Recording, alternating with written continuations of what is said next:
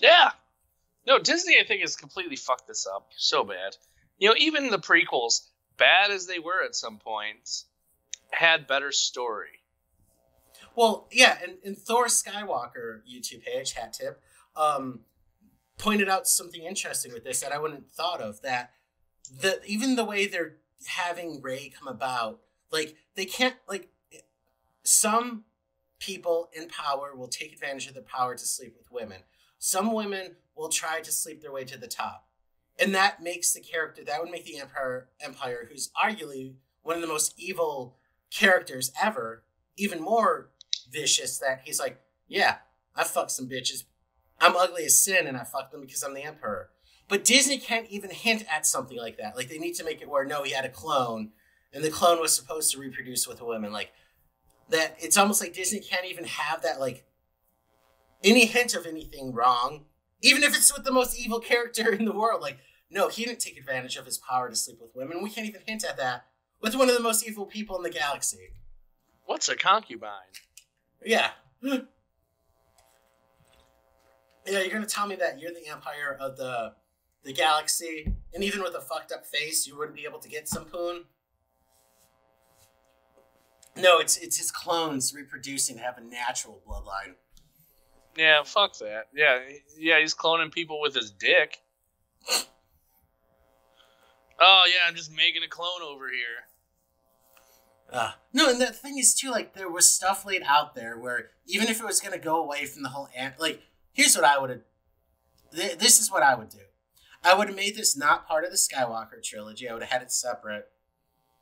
And I would build up, because there's some interesting concepts in there, but they didn't give it time to breathe to, like, play it out. Like, there's something really interesting there about a Force dyad and how they're connected. Like, if they would have, like, really dragged that out. Nope. Instead, just, all right, now that we know this is a thing, let's kill one of them, and we're good to go. Yeah. Like, fucking what? Come on. Ugh. And, like, I think there's a lot there, and I kind of like that idea that these two characters are, like, really struggling with, like, their ambivalence toward each other. They both hate and love each other. Like, there's stuff there that can be, like I'm not, I don't have training in story writing, so, like, I don't know how maybe you execute it, but I know enough to know there's something there. There's stuff there with, like, the idea of having, like, stormtroopers who actually rebel, who are able to overcome their programming. Like, there's an interesting story somewhere in there, I think. I agree.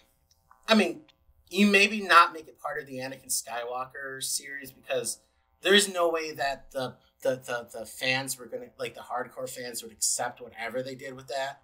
Maybe you make it like a spin-off series. Yeah, but, I mean, I think they've been fucking up since... I mean, like, I get the first one a bit.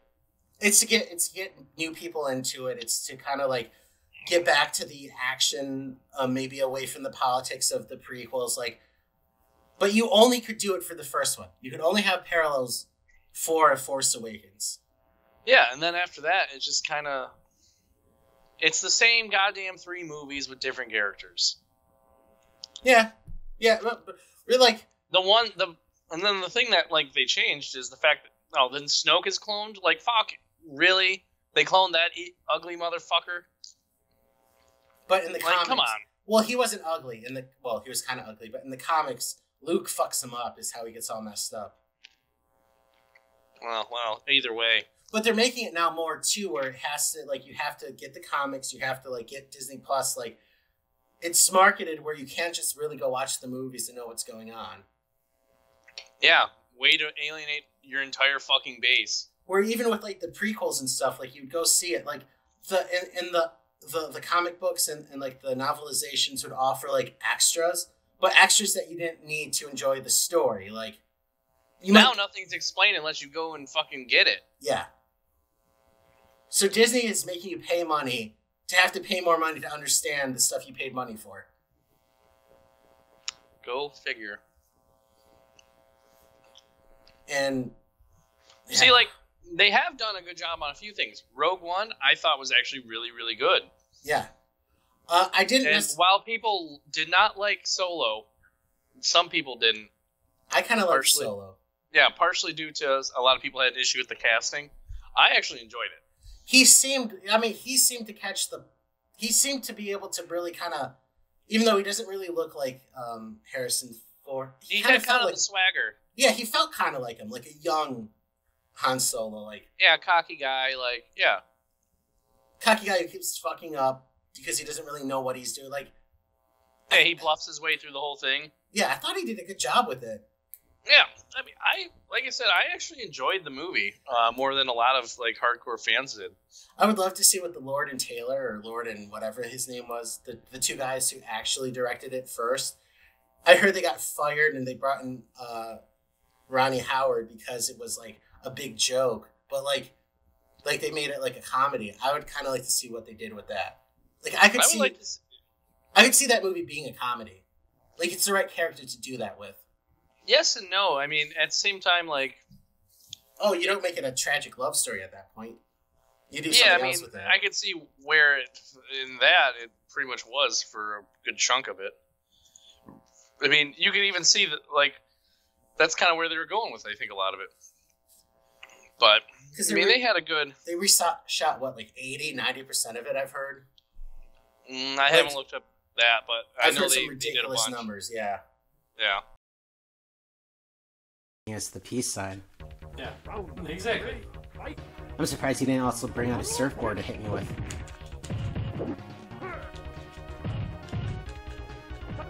And you can tell I'm Brazilian by my wax.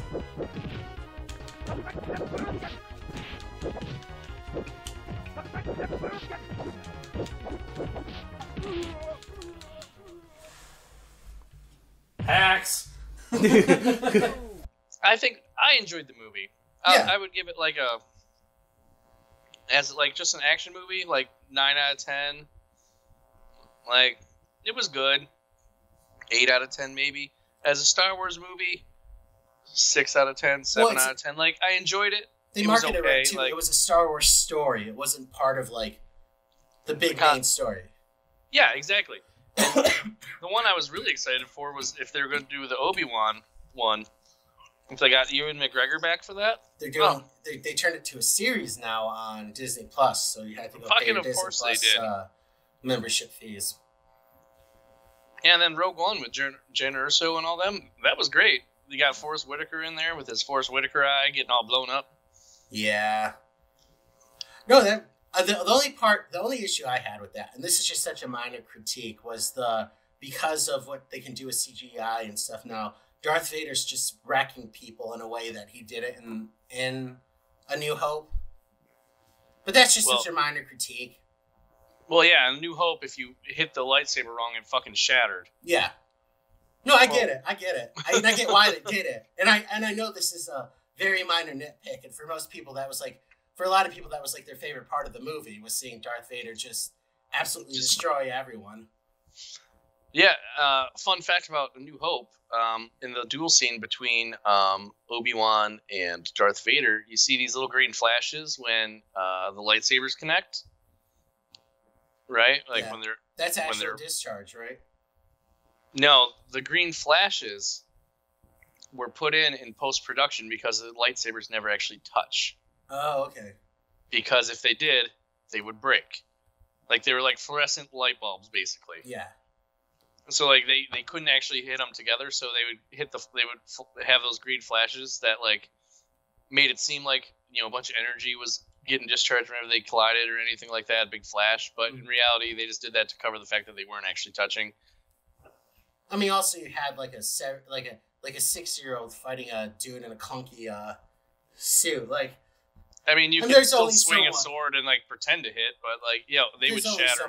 They would shatter them if they did. Like, apparently they were very, very fragile. But that's one of the great things about the original trilogies, and you think about what they, like, the actual special effects and the way they were able to do what they did with, like, miniatures and everything, like, because you think about the time that they were in for the 80s, like, it even looks better than the prequels. Like the prequels can do a lot, but you can almost feel the blue screen in the prequels. Like, oh yeah, especially like Coruscant. That it's like the worst. Like when they're walking and talking Coruscant, you could just feel it's not real. Well, I don't know about you, but I felt like I was living in Star Wars the entire time. Or what's it? Or what did Jake Lloyd call it? Coruscant or whatever. There's an outtake of him, and he's supposed to ask about Coruscant, and he calls it like Coruscant.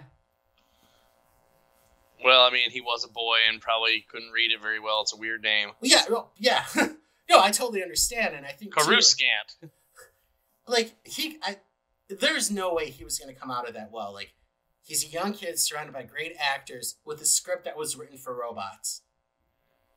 Yeah, and honestly, that's one I think weak point of George Lucas directing all those is like all of his scripts and dialogues have always been fucking terrible. I'm going to steal this joke, but it's like, great take. Now say it like you're dead inside, like a robot. Because those are really, he got some decent to really good actors. Like the guy who played Obi-Wan, great actor. You know, Ewan McGregor. Yeah, Portman. Yeah. She's okay.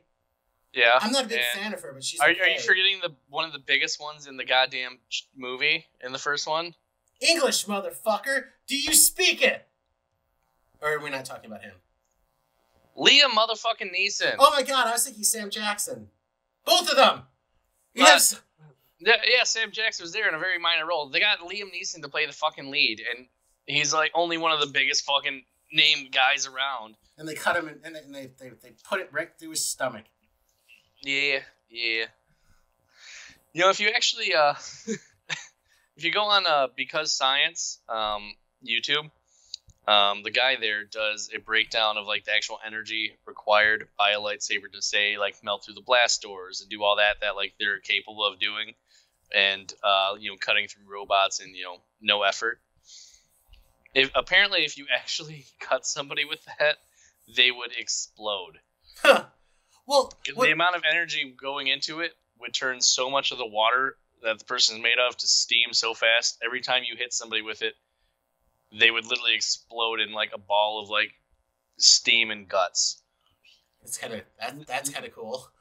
Not to mention the fact that it would be so hot and so bright you would literally catch on fire from just having it on near you. Well, yeah, and the thing that's always confused me about it, and the one that's always been the most interesting, is the fact that doesn't seem to be like how the energy is contained. Like when it's lit, I mean, I know it wouldn't go off forever like a laser, but the fact that it like just stops where it does, it's like, does energy work like that? Because it doesn't seem like there's like something there retaining the energy. Like it just kind of stops at the tip. Yeah, I feel like I've read into this at some point about the breakdown of a lightsaber and like how all that happens, but for the life of me, I can't remember any of it right now. It's been so long. Well, the proto lightsabers, where it was metal that was infused with the Force by the people making it, the people of the Jedi Order before the Jedi, like, okay, I get that. Like, it's a piece of metal that's been like infused with like the spirit of the universe. Okay, I don't think that's quite right. That's a proto lightsaber. I'll find the info for it next time. That's one of the proto things before the lightsaber. They did it on the planet. Oh, what planet were they on? Because the people who went towards the light were on one planet, and the people who went towards the dark were on another planet. Yeah, by Typhon and all that. Yeah. Urban, yeah. Yeah, I'm pretty sure. No, because they still use crystals and stuff like that in there, and it wasn't. But it became like a lattice. Like it was, they had to hammer it into it, and they had to kind of pray over it while they were doing it, like to infuse it with the Force.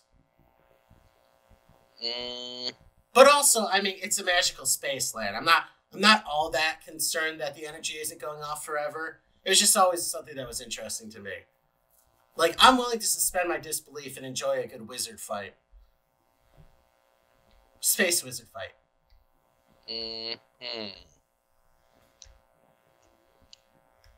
Like I said, I don't need to have everything in Star Wars explained to me. Like, some mystery actually adds to it.